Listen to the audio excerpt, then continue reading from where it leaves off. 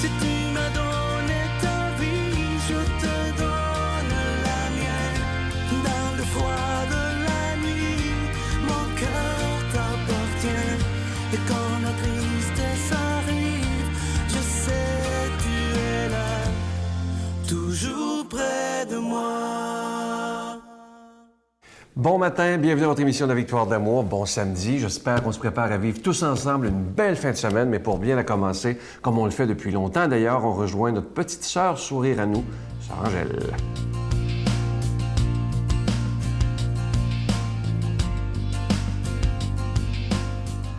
Eh bien, bon matin. Aujourd'hui, c'est quelque chose de bien spécial parce que j'avais quelqu'un qui était dans un voyage et puis qui aimait les oiseaux à la folie.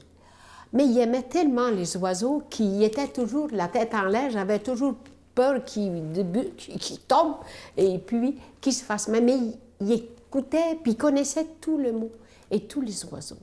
Alors aujourd'hui, je vais vous parler de la persévérance.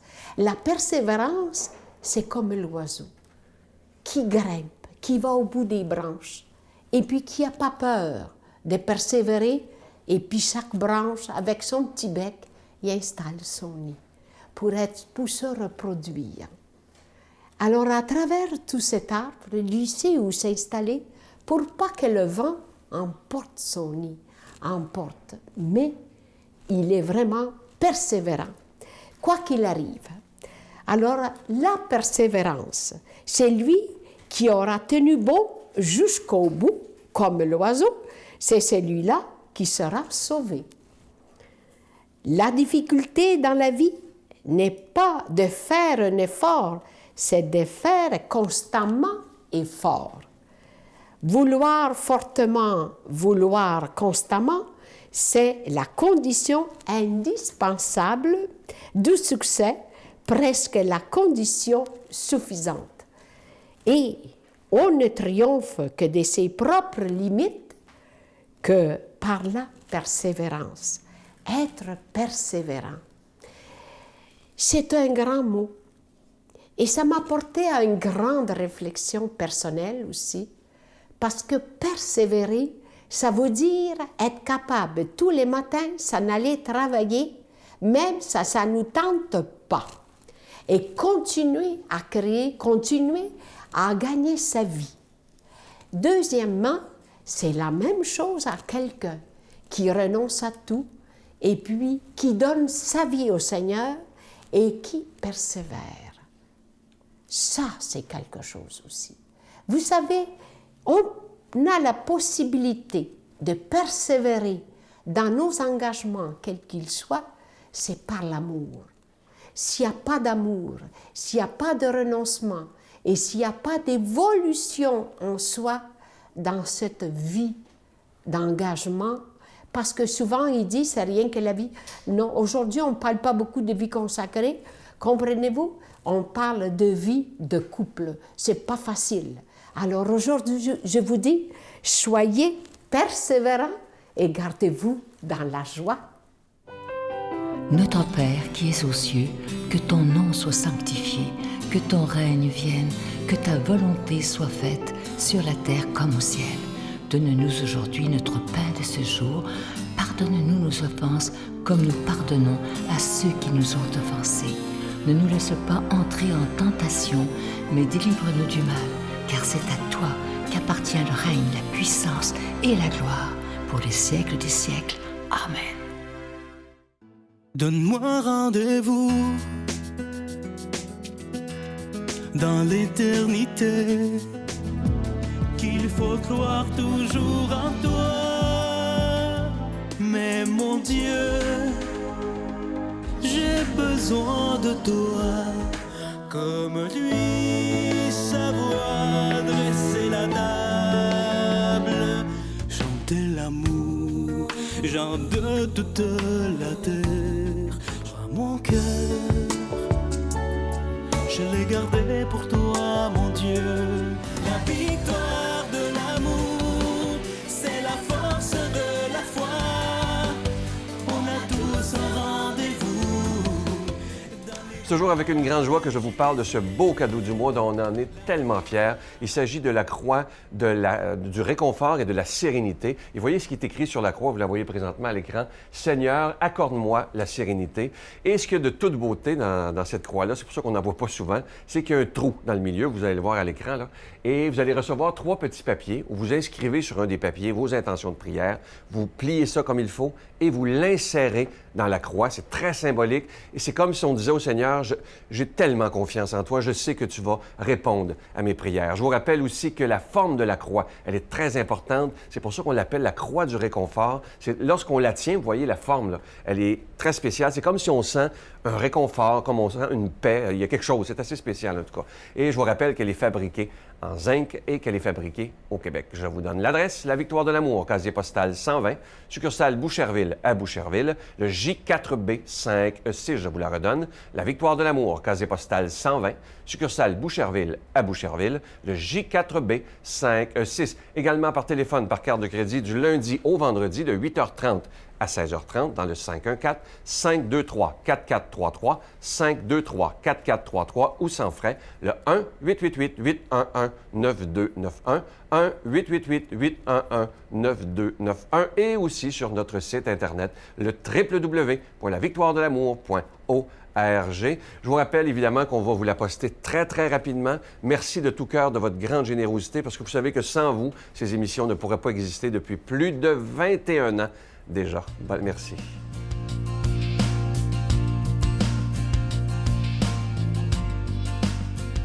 Mon Dieu, donnez-moi la sérénité d'accepter les choses que je ne peux changer, le courage de changer les choses que je peux et la sagesse d'en connaître la différence. Amen. Aujourd'hui, la parole de Dieu est proclamée par l'abbé Éloi Gillard, qui sera d'ailleurs avec nous à la prochaine retraite d'octobre.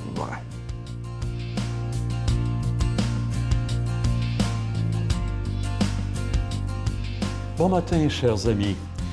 On se retrouve encore une fois autour de la parole de Dieu, l'inépuisable parole de Dieu, qui ce matin, avouons-le spontanément, nous paraît dur.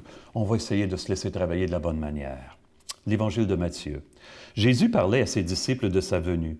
Il disait cette parabole. Un homme qui partait en voyage appela ses serviteurs et leur confia ses biens. À l'un, il donna une somme de 5 talents, à un autre 2 talents, au troisième, un seul, à chacun selon ses capacités. Puis il partit. Aussitôt, celui qui avait reçu 5 talents s'occupa de les faire valoir et en gagna 5 autres. De même, celui qui avait reçu 2 talents en gagna 2 autres. Mais celui qui n'en avait reçu qu'un creusa la terre et enfouit l'argent de son maître. Longtemps après, leur maître revient et il leur demande des comptes. Celui qui avait reçu les 5 talents s'avança en apportant 5 autres talents et dit, « Seigneur, tu m'as confié 5 talents. Voilà, j'en ai gagné 5 autres. Très bien, serviteur bon et fidèle. Tu as été fidèle pour peu de choses, je t'en confierai beaucoup. Entre dans la joie de ton maître. » Celui qui avait reçu 2 talents s'avança ensuite et dit, « Seigneur, tu m'as confié 2 talents. Voilà, j'en ai gagné 2 autres. Très bien, serviteur bon et fidèle. Tu as été fidèle pour peu de choses, je t'en confierai beaucoup. Entre dans la joie de ton maître. » Celui qui avait reçu un seul talent s'avança ensuite et dit, « Seigneur, je savais que tu es un homme dur. Tu moissonnes là où tu n'as pas répandu le grain. J'ai eu peur et je suis allé enfouir ton talent dans la terre. Le voici, tu as ce qui t'appartient. » Son maître lui répliqua, « Serviteur mauvais et paresseux, tu savais que je moissonne là où je n'ai pas semé, que je ramasse le grain là où je ne l'ai pas répandu. Alors il fallait placer mon argent à la banque, et à mon retour, je l'aurais retrouvé avec les intérêts. Enlevez-lui donc son talent et donnez-le à celui qui en a 10. Car celui qui a recevra encore, et il sera dans l'abondance. Mais celui qui n'a rien se fera enlever même ce qu'il a. Quant à ce serviteur bon à rien, jetez-le dehors dans les ténèbres. Là, il y aura des pleurs et des grincements de dents. » Jésus est dur. Vous savez, ce texte, j'ai déjà eu l'occasion de l'expliquer, mais je vais revenir rapidement là-dessus. Ce texte, c'est presque immédiatement avant la Passion, le début de la Passion. Jésus voit bien que devant lui, il y a des gens qui ne se sont pas ouverts et au contraire, qui se sont fermés, qui se sont endurcis. Alors Jésus est obligé de renier son amour momentanément pour essayer d'ébranler ceux qui ont le cœur fermé parce qu'il voit qu'il n'y a aucun autre moyen. Jésus, donc, parle comme si Dieu allait être un juge sévère, alors que finalement Dieu c'est un cœur d'enfant, on le sait, c'est large, c'est grand ouvert. Jésus fait de son Père un juge sévère parce que c'est la seule manière d'ébranler ceux qui sont endurcis. Et donc, c'est là que Jésus, dans ses paraboles, où il a l'air le plus dur, qu'il montre le plus d'amour parce qu'il renie ce qu'il est. Il va jusque-là. C'est paradoxal, mais voilà pourquoi on a ces textes juste avant le début de la Passion, pour ceux qui ne veulent rien comprendre. Je jasais l'autre jour avec un homme qui réfléchit à son avenir. Et je lui dis tout à coup, tu sais, je vais te dire quelque chose que la vie m'a appris. Ce qui te fait le plus souffrir, là, c'est tout l'amour qui est inemployé en toi. Ça l'a fait réfléchir. Hein? Il était obligé d'admettre que j'avais raison. J'ai compris ça dans ma vie. C'est tout l'amour qui est comprimé que je n'emploie pas. C'est ça qui est le plus douloureux pour moi. Et Jésus est venu pour semer en nous l'amour, nous donner des dons, qu'on les fasse fructifier, pour qu'on fasse servir tout ce qu'il nous a donné. Tout cet amour coincé qui sert à rien. J'ai invité mon ami que j'accompagnais à risquer sa vie au nom de l'amour. C'est vrai pour lui, c'est vrai pour moi, c'est vrai pour nous. Ce qui nous empêche d'être pleinement épanouis, c'est l'amour qui reste pris, pour parler en bon québécois, l'amour qui reste pogné en dedans, dont on ne sait pas trop quoi faire avec. Et nos blessures nous font peur, on n'ose pas trop bouger, aller jouer là-dedans. Vous savez, vous vous souvenez de la chanson du chanteur québécois Michel Rivard, « Libérez le trésor ». Il existe un trésor, une richesse qui dort dans le cœur des enfants mal-aimés. Sous le poids du silence et de l'indifférence, trop souvent le trésor reste caché. Au fond, c'est ce en quoi Jésus s'est employé, hein, jusqu'à la mort. Sauver le monde, sauver l'amour, c'est libérer l'amour dans une personne. La libérer de ce qui empêche l'amour de circuler en elle et de se déployer autour d'elle. Moi, je suis vraiment chrétien, disciple de Jésus, quand, par ma présence, par ma parole, par mes engagements, les personnes autour de moi sentent que l'amour en elles peut être plus fort que tout. Les Québécois, selon la revue L'Actualité, le dernier numéro de la revue L'Actualité, on est les champions du monde du bonheur. Pourtant, j'ai lu l'article, je ne le trouvais pas convaincant. Nous, les chrétiens, on sait que le bonheur, en quelque part, c'est de réaliser sa nature profonde, de libérer l'amour, et c'est ce que Dieu veut faire dans sa bénédiction pour nous, lui qui est Père, Fils et Esprit Saint. Amen. Bonne vie. À bientôt, tout le monde. Merci. Je vous salue Marie, pleine de grâce. Le Seigneur est avec vous. Vous êtes bénie entre toutes les femmes, et Jésus, le fruit de vos entrailles, est béni. Sainte Marie, Mère de Dieu, priez pour nous pauvres pécheurs, maintenant et à l'heure de notre mort. Amen.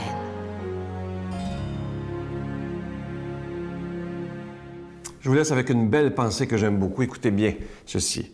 Si tu remerciais Dieu pour toutes les joies qu'il te donne, il ne te resterait plus de temps pour te plaindre. Ça, c'est tellement vrai. Alors aujourd'hui, on pourrait se donner un objectif pour la fin de semaine. Pas se plaindre, pas critiquer, c'est difficile, je vous le dis là, mais être rempli de gratitude pour ce que nous sommes et pour ce que nous avons, pour nos amis, pour tout ce qui nous entoure. Et lorsqu'on prend le temps de faire un inventaire de ce que nous sommes et de ce que nous avons, on ne peut pas se plaindre. Même si parfois la vie est difficile, il y a toujours de belles choses dans la vie de chaque personne. À demain. Bye. Et, en sortant d'un restaurant, dans une zone de 50 km/h, un chauffeur a surgi du haut d'un viaduc dans une vitesse de plus de 110 km/h et nous est arrivé en pleine face. Alors, vous êtes tombé dessus, que je comprenne comment? A fait un jump, si vous voulez, et puis il nous est arrivé face à face. Alors, je me suis réveillé dans un hôpital sans aucun souvenir.